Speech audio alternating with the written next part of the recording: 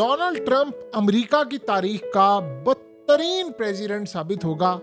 और जब तारीख लिखी जाएगी तो पता चलेगा जब अमेरिका की बर्बादी का उरूज आया था तो उसमें डोनाल्ड ट्रंप का हाथ था। ट्रंप कैसे अमेरिका के लिए भस्मासुर बने हुए हैं, इसके सबूत लगातार सामने आ रहे हैं। लेकिन अब ट्रंप की नीतियों के चलते अमेरिका को जो अरबों डॉलर का झटका लगा है वो आपको भी हैरान कर देगा।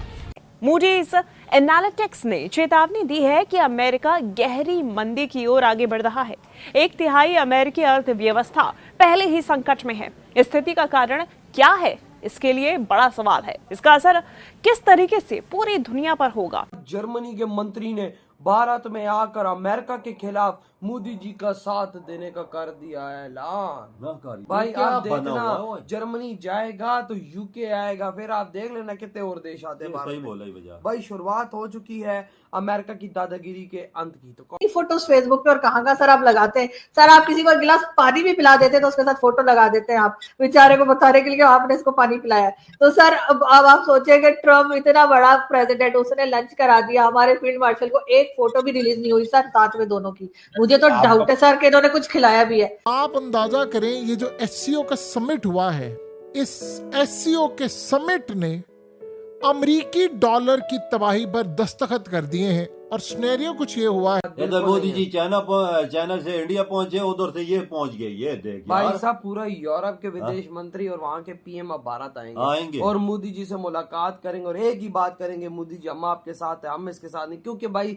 इस टाइम यूरोप को भी पता लग चुका है कि भाई साहब ये ट्रम्प जो है ना, जब भारत पे टैरिफ लगा सकता है और देशों पे लगा सकता है तो हम किस खेत की मूली है। तो भाई साहब इस गुलामी से आजादी पानी चाहिए हमें। तो भाई वो तब मोदी जी के पास आ मोदी ये ट्रम्प की गुलामी से कैसे आजाद हो रहे हैं? इंडिया आके मोदी के कदमों में गिर रहे हैं। भाई देखो ना, वो बोलों को पता है कि आगे शेर खड़ा है, इसके पीछे खड़े हो जाए तो बेहतरी इसी में। भाई भारत आजाद हो गया। हाँ, भारत तो आज आजाद हो गया ना।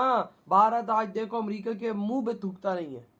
और जहां तक बात हम पाकिस्तानी होगी तो भाई हमारे करीब से मोदी जी गुजरे, बात तक नहीं की, मुंह तक नहीं लगाया, वो यार सलाम हाथ तक नहीं मिलाया। एससीओ कंट्रीज ने फैसला किया है कि अब वो एक ऐसा बैंक क्रिएट करने के लिए जा रहे हैं और उसका यानी उसकी मंजूरी उन्होंने दे दी है कि अब ये डेवलपमेंट बैंक के नाम से एक बैंक करेंगे कायम। उसमें होगा क्या कि एससीओ कंट्रीज जितने भी हैं, चाहे उसमें चाइना है, चाहे ईरान है, इंडिया है, रूस है, पाकिस्तान भी इसमें शामिल है और बहुत सारी सेंट्रल एशियन कंट्रीज हैं।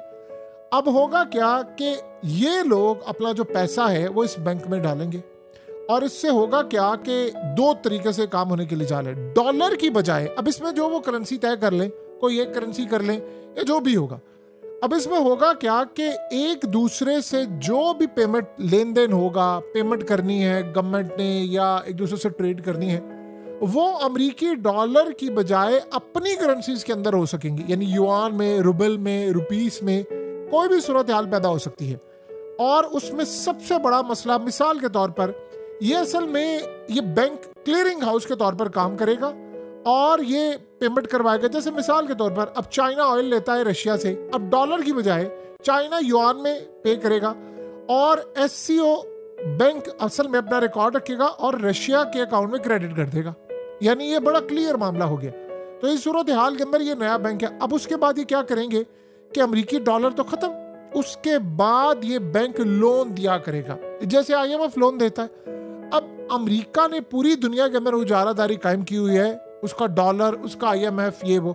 तो अब ये आईएमएफ को रिप्लेस करने के लिए जा रहा है, ये लोन देगा पूरी दुनिया में, रोड्स के लिए, रेलवेज, एनर्जी, टेक्नोलॉजी और बहुत सारी चीजें। और वो जो लोन होगा, मजे की बात आप देखिए, वो डॉलर में नहीं होगा।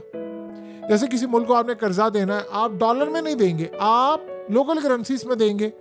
और इस सूरत हाल के अंदर आप अमेरिका और मगरिब के इदारों और खास तौर पर वर्ल्ड बैंक और आईएमएफ, ये बेसिकली इनका सफाया होने के लिए जा रहा है। इससे होगा क्या कि अमेरिका की स्टॉक मार्केट और यूरोप की स्टॉक मार्केट को लगेगा झटका।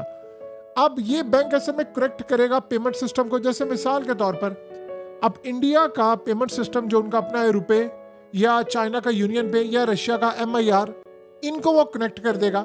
और मजे की बात यह है कि स्विफ्ट बैंकिंग सिस्टम, जो ये वेस्टर्न डोमिनेटेड सिस्टम है, इसका इस्तेमाल ही नहीं होगा।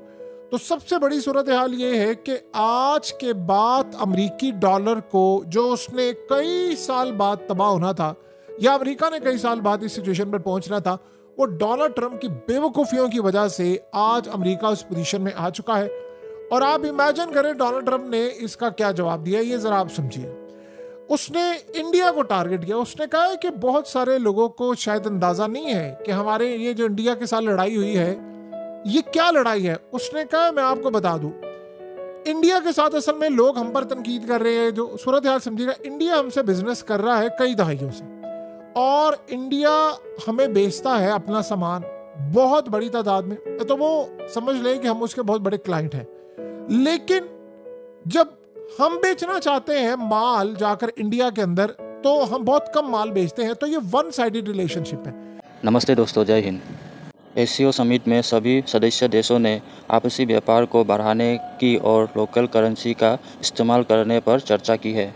एससीओ समिट में ये विचार सामने आया कि सभी देश अमेरिकी करेंसी के बजाय अपनी राष्ट्रीय करेंसी में व्यापार करें। इससे अमेरिकी करेंसी पर असर पड़ेगा, लेकिन इस पर अभी सिर्फ बात हुई है। कई देश अब अपनी फॉरेन रिजर्व्स को डॉलर में रखने की बजाय अपने करेंसी में बदलने की सोच रहा है।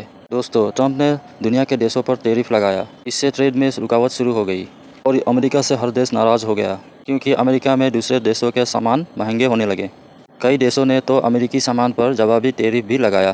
ट्रंप के नीति ने अमेरिका से नाराज़ हुए देशों ने एससीओ और ब्रिक्स को मजबूत बनाने की कोशिश कर रहे हैं, और इसीलिए एससीओ और ब्रिक्स में शामिल देशों ने अपना करेंसी और डेवलपमेंट बैंक बनाने की दिशा में आगे बढ़ रहे हैं।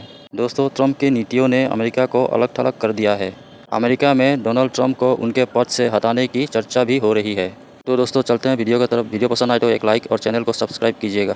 यानी ये समझ लें कि यकतरफा सिर्फ एक ताल्लुक बना हुआ है, क्योंकि हम बहुत कम देते हैं। उसकी रीज़न ये है कि इंडिया ने बहुत ज़्यादा हम पर हाई टैरिफ लगा कर रखा हुआ था, और शायद दुनिया में सबसे ज़्यादा। तो जो हमारा बिजनेसेस हैं या हमारी कंपनीज हैं, वो इंडिया में जाकर सेल नहीं कर पाती थी। तो आप समझ लें कि ये टोटली वन साइडेड डिजास्टर था। तो लिहाजा अब इंडिया ऑयल लेता है, मिलिट्री प्रोडक्ट्स लेता है रशिया से, लेकिन जब अमेरिका की बारी आती है तो हमसे तो बहुत कम ही लेता है। लेकिन रशिया से जाकर वो बड़ी अपनी मिलिट्री प्रोडक्ट्स, ऑयल और चीज़ें लेता है, लेकिन हमसे ना ऑयल लेता है ना मिलिट्री प्रोडक्ट्स लेता है। सो अब उन्होंने मुझे ऑफर किया है कि वो टैरिफ कम करने के लिए जा रहे हैं अमेरिका पर, लेकिन अब लेट हो चुका है।